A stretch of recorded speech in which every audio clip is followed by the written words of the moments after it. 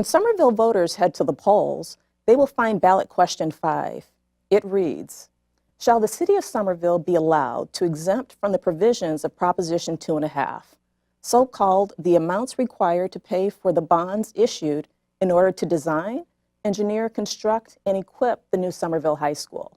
Tonight, we're going to take a look at how this question came about and just what it means to residents and taxpayers. Last November, Somerville Neighborhood News reported on one of the many community forums held to inform and get feedback from the public on the process being undertaken to build the new Somerville High School and the reasons why the time has come to address the aging infrastructure.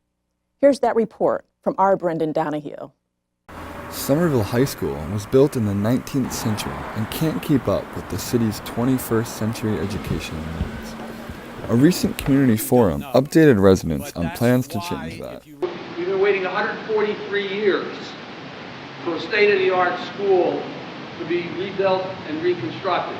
So we want to make sure that we put into the building everything that we can, that the city can afford, that is reasonable, that addresses the needs of education for the next 143 years.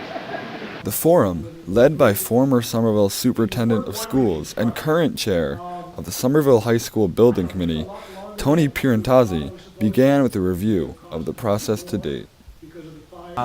So when we talk about where the schedule, we want to first kind of touch base on where we've been.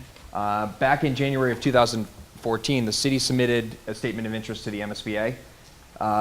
That statement, the MSBA reviews it, and this project was selected to be included in the MSBA program. MSBA stands for Massachusetts School Building Authority, the state government group that helps local communities build affordable, efficient, and sustainable public schools. Being selected by MSBA means Somerville gets a base reimbursement of almost 72% of costs, with a maximum of 80% of costs being reimbursed. Now we are in Module 3, which is the feasibility study. This module requires that the city go through due diligence in reviewing this site, this building, as well as other sites as they've talked about, to figure out what is the best option for the city. Right now, we are focused on Somerville High School as an educational institution. But it's possible that as we develop this spring and down the road into the actual design phase, that we add other things to the structure. One of the great needs that I've already mentioned is parking. And the second great need that Alex referenced is play space, field space, and open space. With land at a premium in the city, the question of where to put a new school is central. Possible locations include Trum Field and the Department of Public Works, Foss Park, and the current location on Highland Ave. However, the use of public park space for a school would require the setting aside of new land for public use. And so what we don't want to do is have communities pitting school use versus open space use, right? These should be cohabitable and important components of any healthy community. At the end of the presentation, residents were given a chance to ask questions. Many residents had concerns about ease of public transportation access for students. Let me address that specifically, if I may. The question or the statement is, transportation for students is missing. Well, transportation other than traffic hasn't been discussed here. We're looking at parking for staff. The high school is a community center. At the end of this feasibility study in February, a preliminary design program and a preferred schematic report will be submitted to the MSBA. Construction is planned to begin in the summer of 2018 with a finished high school by the fall of 2021. For Somerville Neighborhood News, I'm Brendan Donahue. In addition to the Trum Field area, the committee considered sites throughout Somerville during the feasibility phase. The lack of available open space in the city brought the discussion back to the current site on the hill. Former Superintendent Tony Pirantazzi and architect Alex Pitkin discussed that decision and more on Greater Somerville with Joe Lynch last April. from an analysis of 22 possible sites, it came down basically to the DPW building and Trump Field and the current site.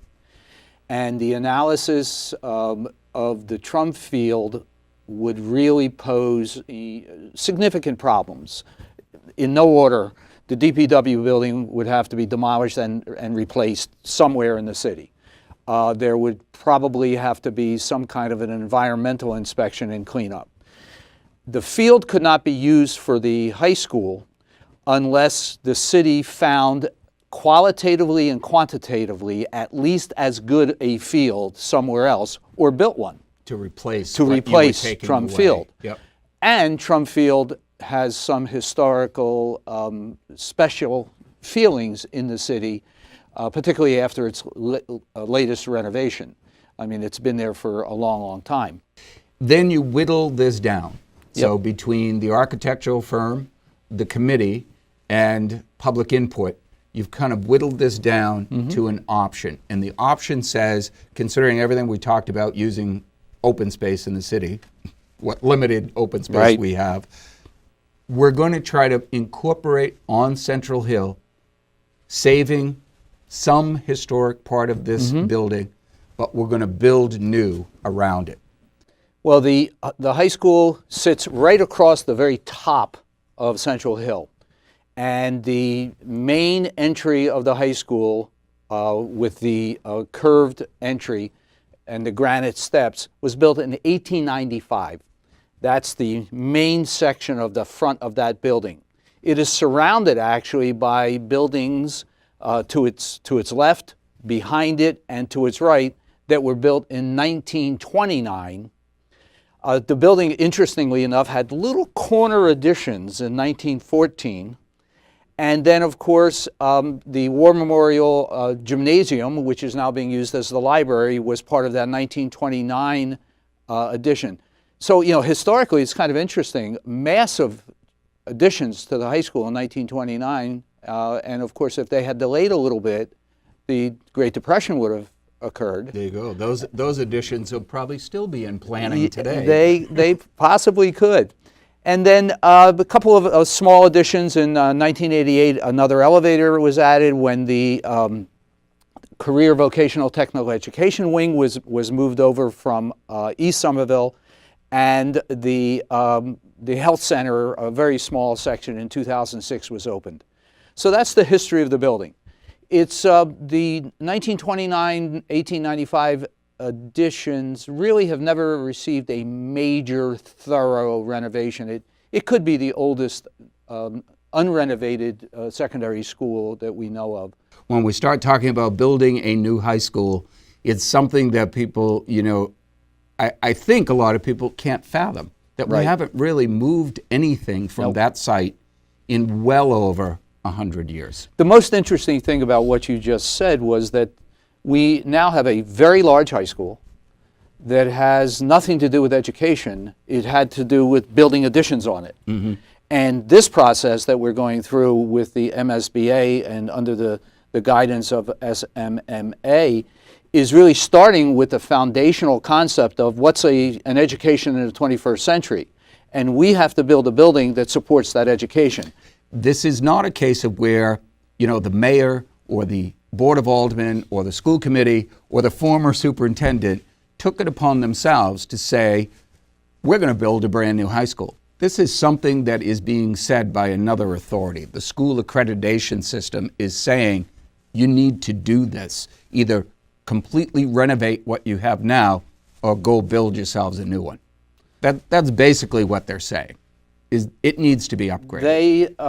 The accreditation report basically stated that Somerville High School, as it currently exists, cannot support 21st century education for the next 50 or 60 or 70. And that's really what I'll it's paraphrase it. They're sending the warning shot. Do we want to talk about it in terms of the alternative? Because I think that's what people are going Yeah. to see on your website. I think when you look on our website and you go to Alternative 4B, which is the preferred option voted by the building committee on April 11th, what you will see is the 1895 building standing alone with the 1929 sections of the building around it removed. And the high school really built to the east, or if you're standing on Highland Avenue, to the right of the property, surrounding both the War Memorial front of the old gymnasium, the current library, and the field house. We're retaining the field house, retaining the front of the War Memorial, and possibly more, that is an engineering question, and retaining the original 1895 front of that building with the 1914 corners still attached. So what's being created is an open space.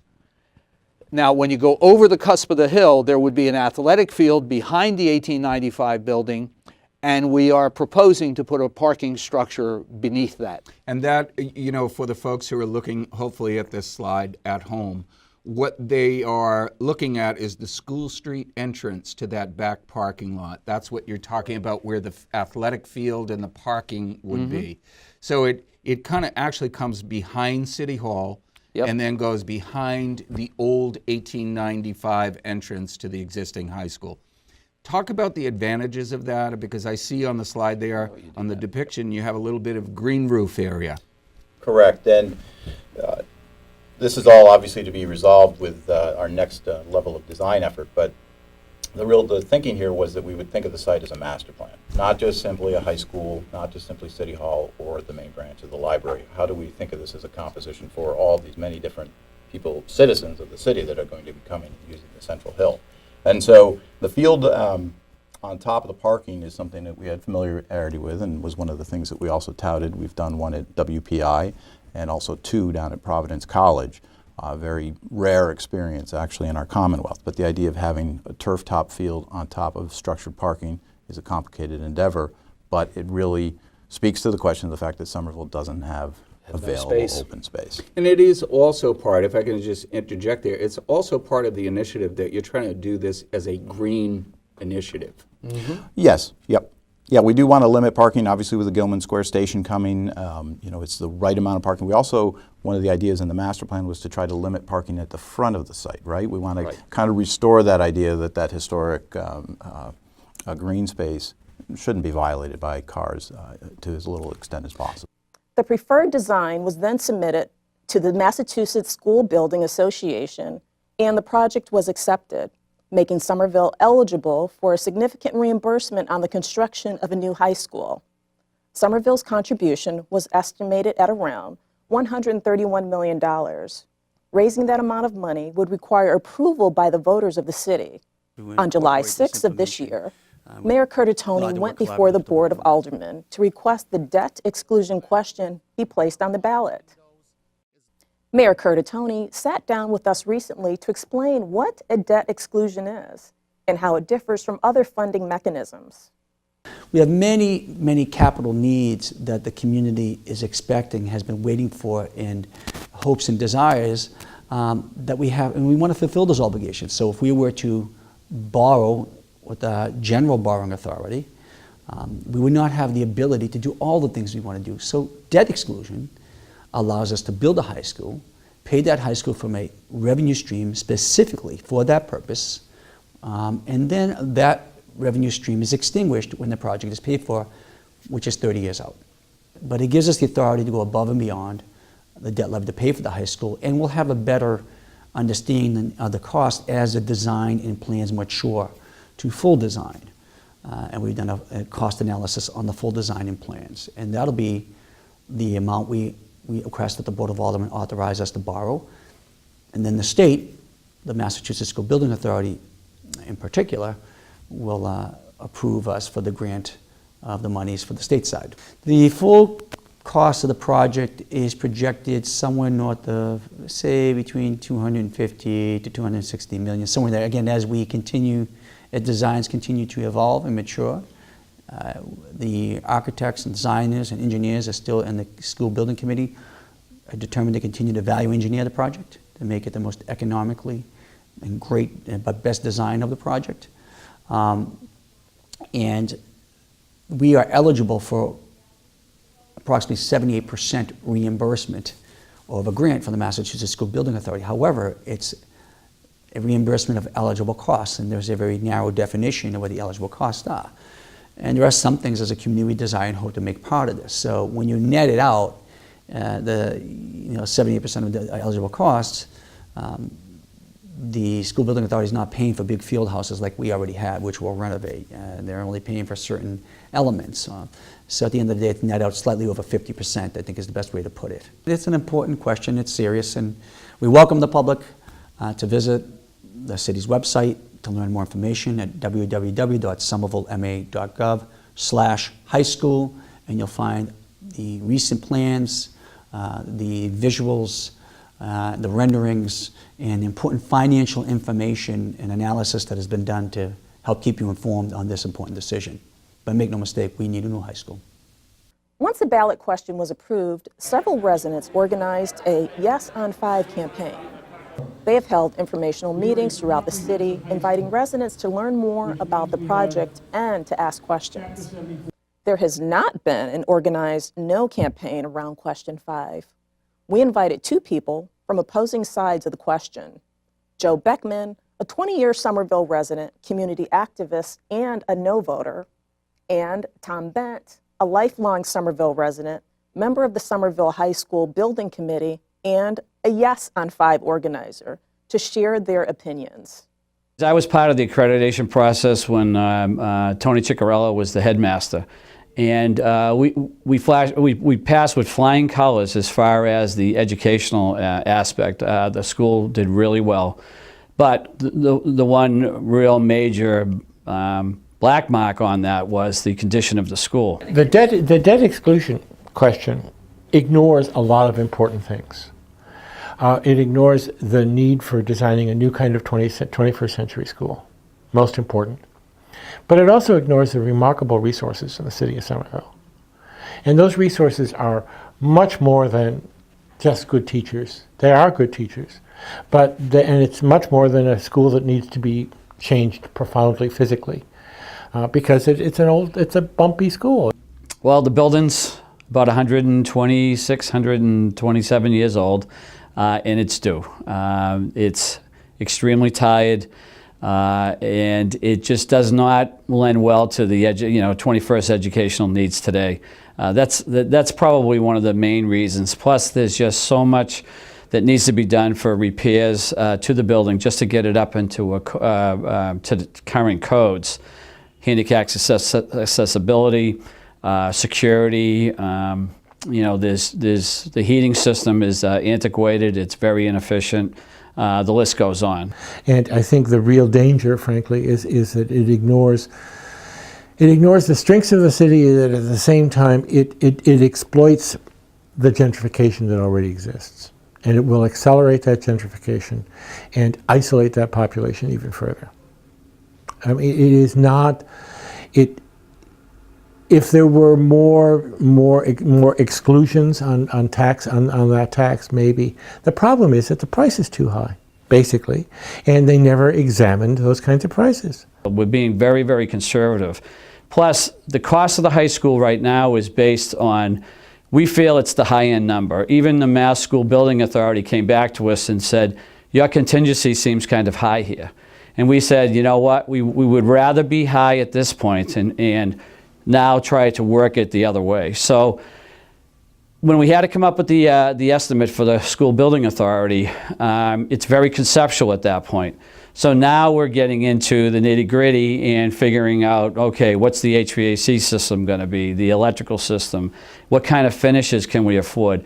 So the goal is to get that $256 million number for a new high school down. The population who we need most is the population that school should be serving. Not because of the kids, but because of their families. And the difficulty is that those are the families who are most vulnerable to the kind of tax increases that not just the school, but everything else is going to cost. And until we can actually get ahead of it, until we can get enough commercial development to then begin to lower some of the residential rates, we're just going to throw more people out. We have a comprehensive high school, And that means that we have all the vocational programs part of our high school, which causes a lot of extra costs to do that. And vocational education today is just going through the roof. And I think people have finally realized it's a smart thing for communities to invest in. We're seeing, the enrollment on the vocational end of the high school soar. To find all the information on the Somerville High School reconstruction project, visit somervillema.gov/high school. Then get out and vote.